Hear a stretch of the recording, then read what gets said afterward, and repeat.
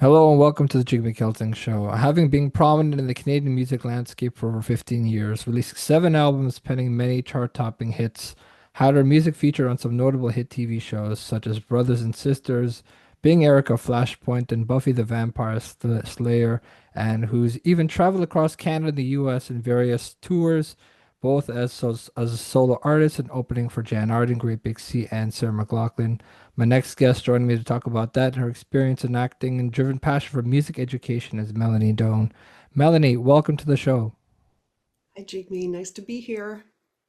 It's a pleasure to have you on here, and I just want to first start off by asking sort of where did this passion for music education come from? Because it seems very clear in sort of your biography and the stuff you put on your website is you're very passionate about wanting to spread the awareness about kids being educated in music and how it's kind of a lost art because a lot of kids they fall into very tough positions in life and sometimes they don't know where to turn.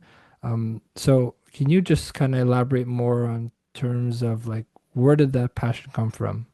Sure. Well, it is becoming something that only people that have, enough means to pay for programming are getting music programming, which is, it's not exactly there for everything, but in public schools, that's where it's headed. And it's not right. In my opinion, it's something that all kids should have access to. And that's because I grew up in an amazing school music program in Halifax, Nova Scotia, and it was free for the whole city. It was part of our school, and it was part of our community and part of our we took it for granted, obviously, because we were kids, but it was part of our the way we lived lives at that time, and we really got so much out of being a musical community.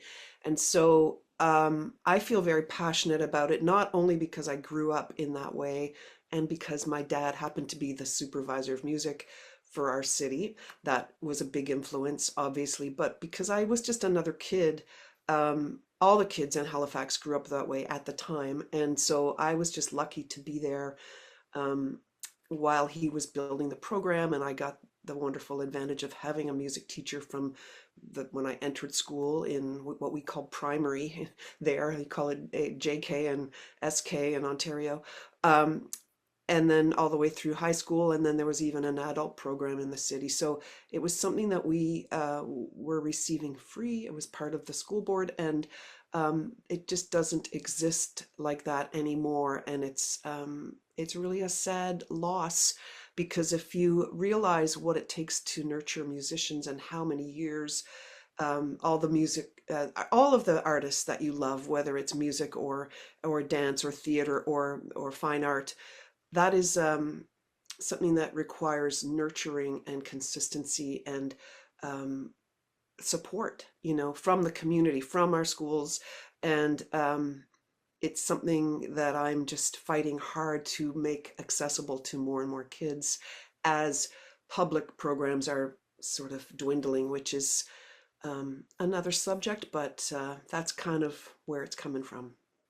For sure. And sort of, like what I've learned sort of through your bio is kind of like we have to find a way to make it more accessible for kids to find the passion for music education and to play music, whether it's an instrument that you first started playing growing up, or if it's something that you've heard around your household or in your community. And sort of talking about the accessibility part of it is you started a charitable organization called Doane Music School. Tell me a little bit more about that and sort of what do you what do you want to get out of this program? Well, we want to reach more kids. So I started with about 8 students 15 years ago. I was starting a pilot program. I was modeling it after the work of my dad. And I went into the school and asked if I could volunteer for 30 weeks. And would they allow me to come and do a program? I showed them the curriculum. I told them all the stuff that I was planning to do. And thankfully, they agreed to let me do it. That was the start. And then from there, it really, really snowballed. So starting with 8 kids, we're now working with 1,400 every week, which is a lot more than 8.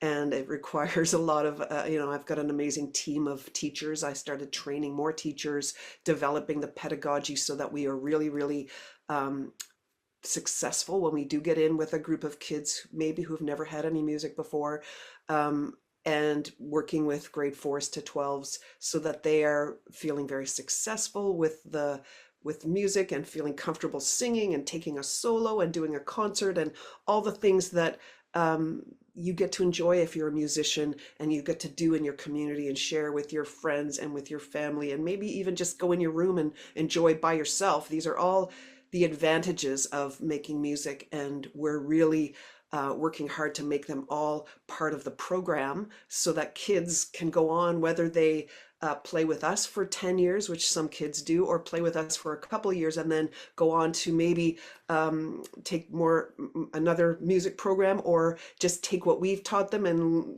take their songwriting somewhere, or who knows what people will do when they have those tools. And that's our goal, is to give the tools to have it be a very successful experience and a joyful experience with music, and to open the door to so many kids who maybe don't even have a music teacher at their school, certainly don't have an instrumental program, and maybe aren't, getting private lessons. That's like a distant dream that is not there for every kid. So those are the kids we're trying to reach, and we're doing it. We're having wonderful success and making a lot of music every day, and it's really, it's so fun for me because so many teachers did this for me. And so I'm very passionate about doing it because I know how it changed my life. I know how it affected everything that I ended up getting to do, travel the world and make recordings, and have so many wonderful musical friends that are in my life. And,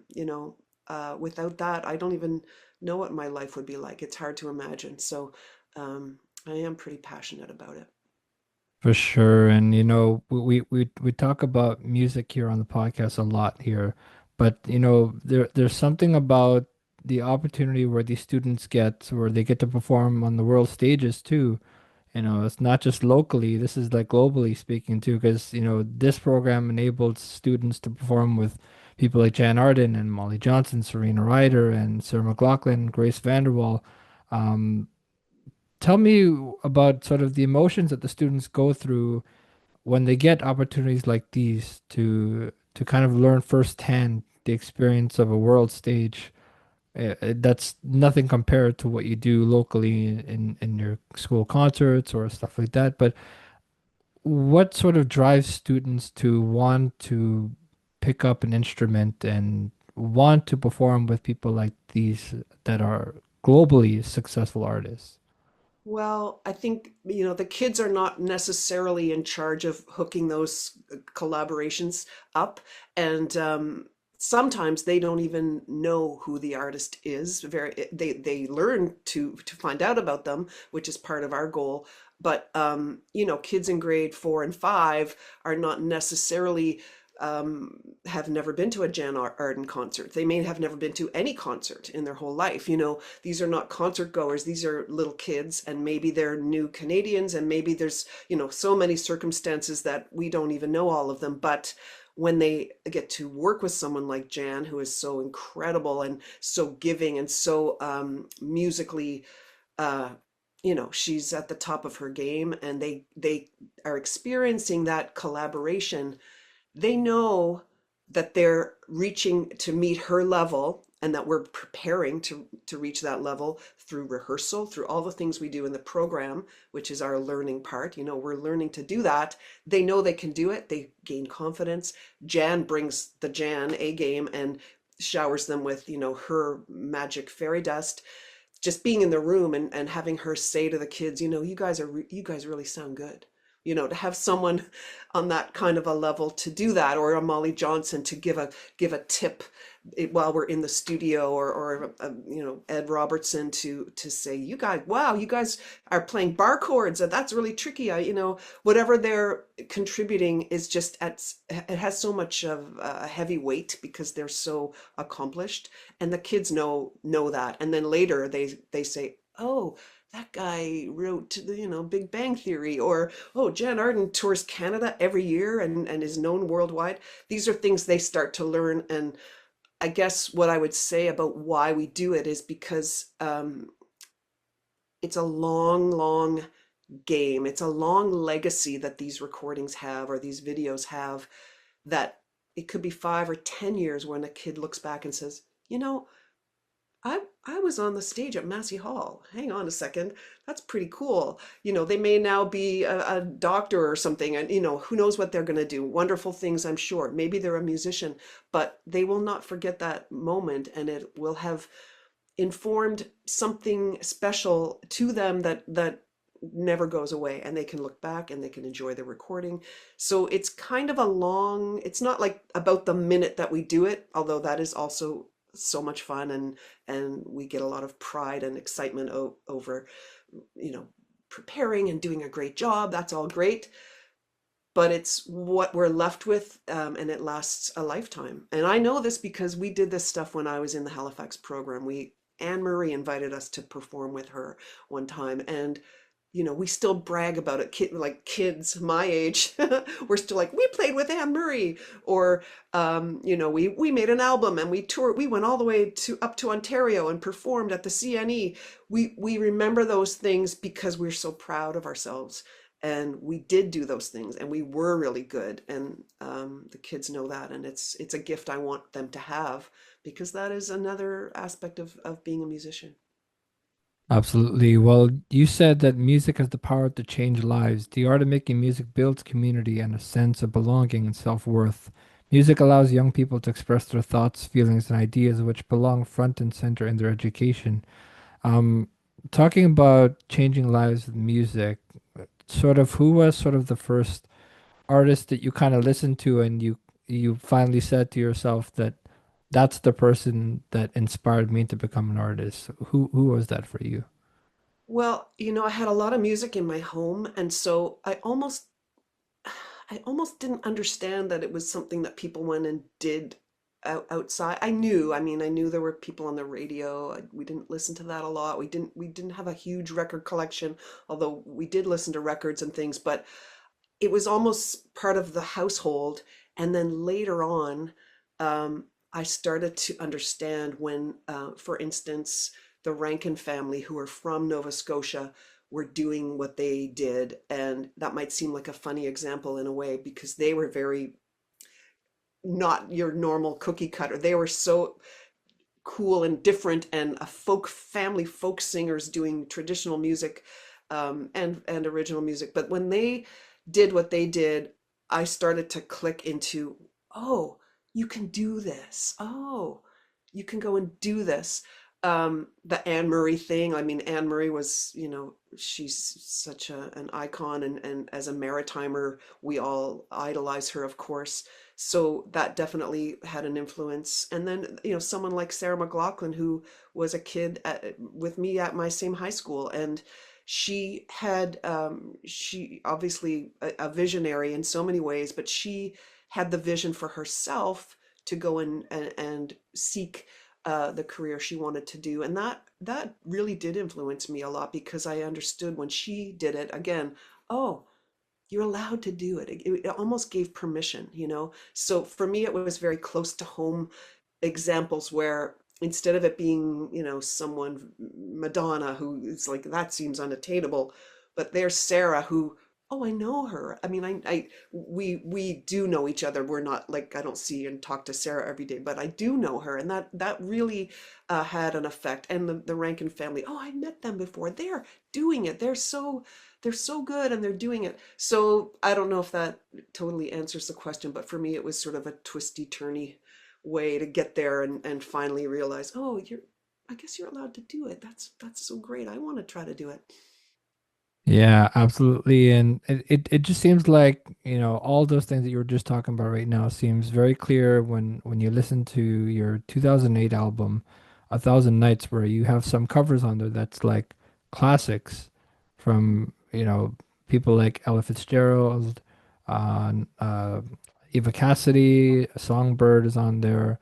Yeah. Um, Tell Fleetwood me Mac, about Cassidy, sure.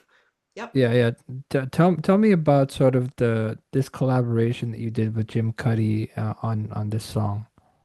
I was preparing to do the album, and the idea of it is that these would be songs, partly covers and partly originals. I'd never done covers before, so I was pretty excited to try a few covers. And I wanted it to be, it's an album for bedtime for kids. I had two little ones at the time, and I wanted it to be a lullaby album, but with a bit of a twist where it wasn't typical lullabies, but maybe reimagined songs that you knew, but maybe they're reimagined. And what if these were bedtime um, songs instead of just what you already knew them as? Songbird has so many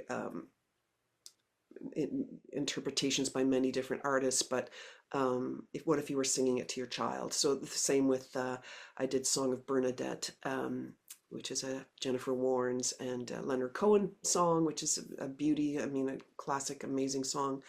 Um, Again, what if you're singing that to your child? So that was the idea behind the covers, and I wanted to do a few duets. So Jim, of course, who doesn't want to sing with Jim Cuddy? It's pretty much everyone's dream. Any singer's dream is to sing a duet with Jim Cuddy, one of the most amazing voices of our time. And I was lucky enough that he agreed to sing with me, and we did Songbird together. Absolutely. Well, I mean, as we keep going on the conversation of, collaborations and music, is there still one artist or a few artists in mind that you still want to do a collaboration with, and who would they be? Oh, so many, but I can't tell you because there's surprises and secrets that I'm working on, and I can guarantee you that we will do more collaborations, certainly with our students, because I love doing the student collaborations. But yeah, I have been very busy with the school and not doing a lot of new recording, but I'm not done yet. I'll have something on the horizon. I probably won't reveal who I'm hoping to record with, but there'll be more. Absolutely. I mean, one of my favorite Canadian artists is William Prince. I just think William Prince has It's just fantastic. a quite a voice. What a Like, voice. yeah, like very, I would say like William Prince's voice is very like very rounded. Like he has a sound, Sure. I remember hearing Lionel Richie say to all these contestants when they come on and sing a song, and they say, like when you come on American Idol and you're gonna sing our songs, don't sing it the way that we sing it on the records.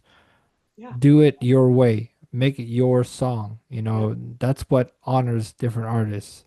And sort of talking about making it original, sort of during your career and during the difficult points of your career, where you kind of felt like, this wasn't really my identity, and now I've figured out who I am as an artist and as a person, and what type of music I want to make. Was there a certain point where you made that realization that, this is what I want to do, and this is the music that I want to create, and this is the people that I want to inspire? Was there a certain point in your life where that kind of occurred?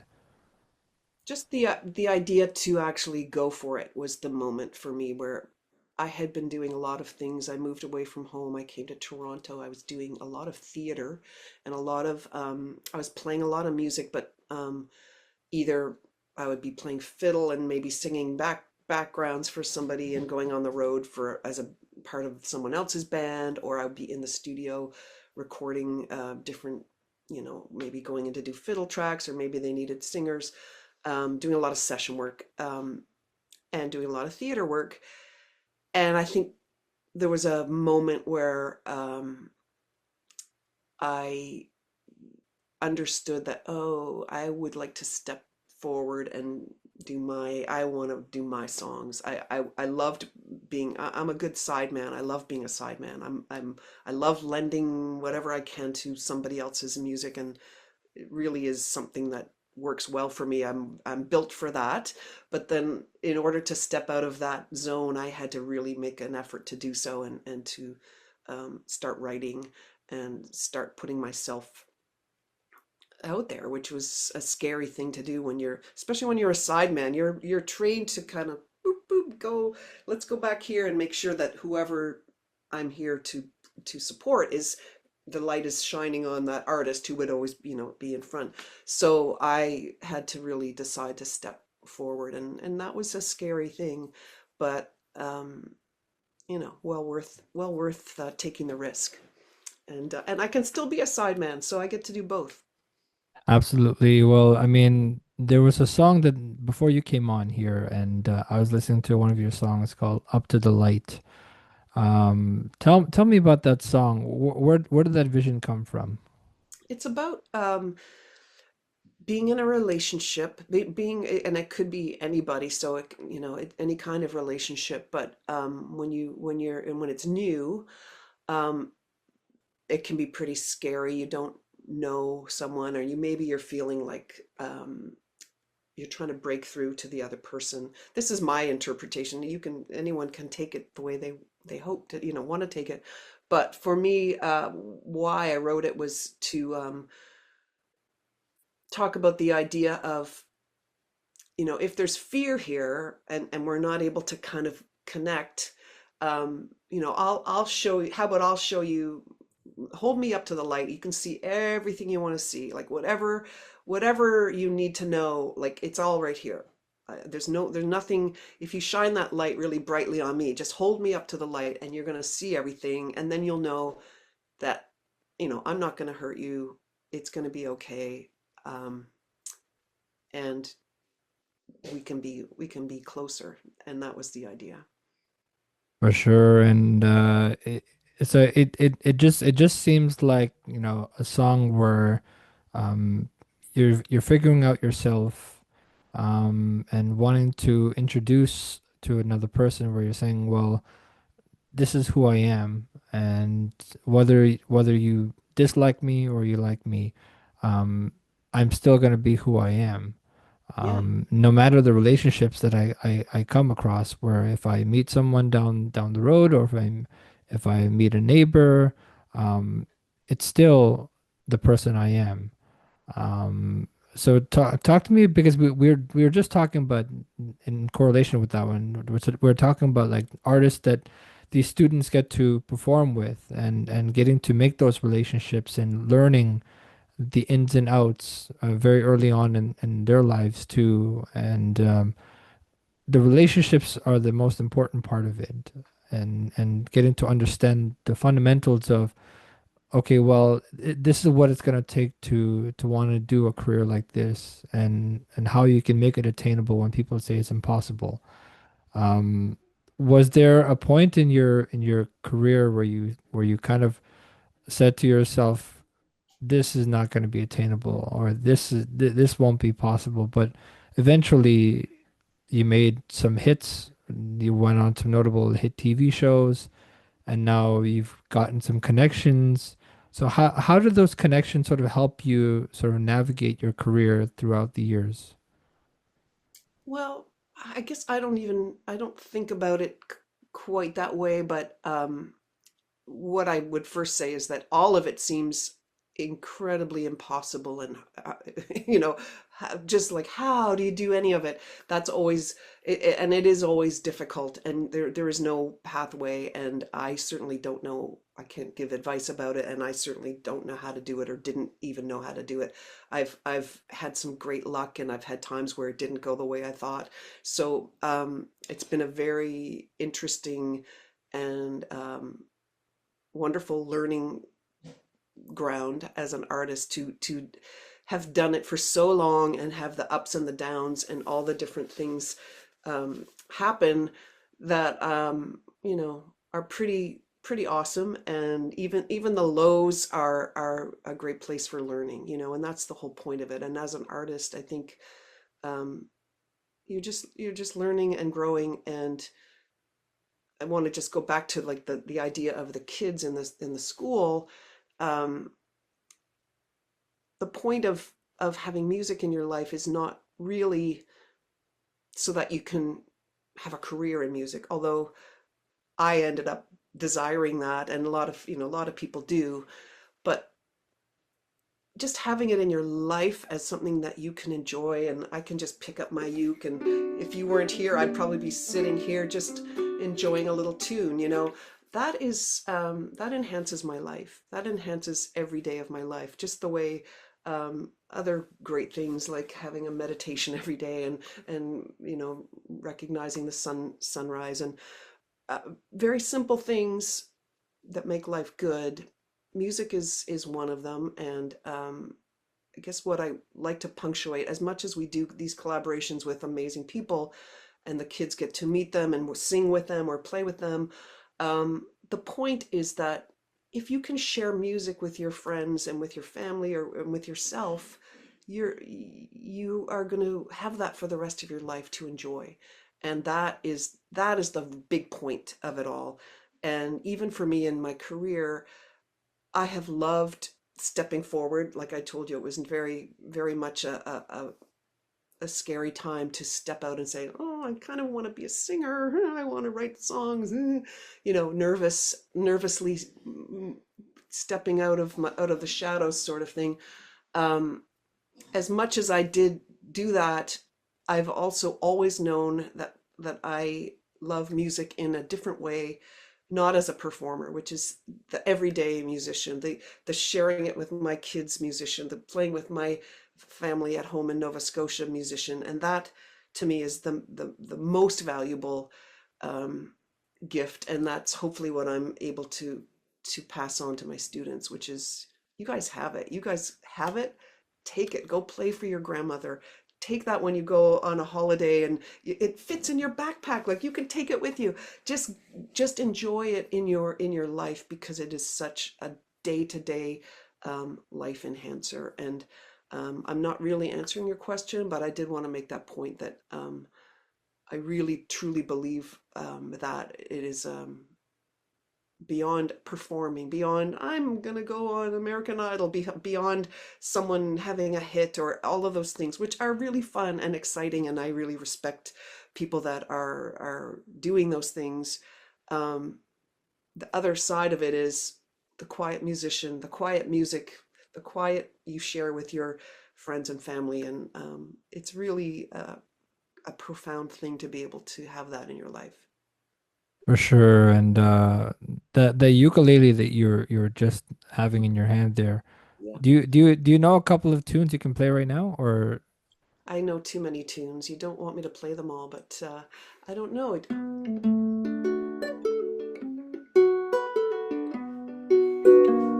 This will be a little instrumental.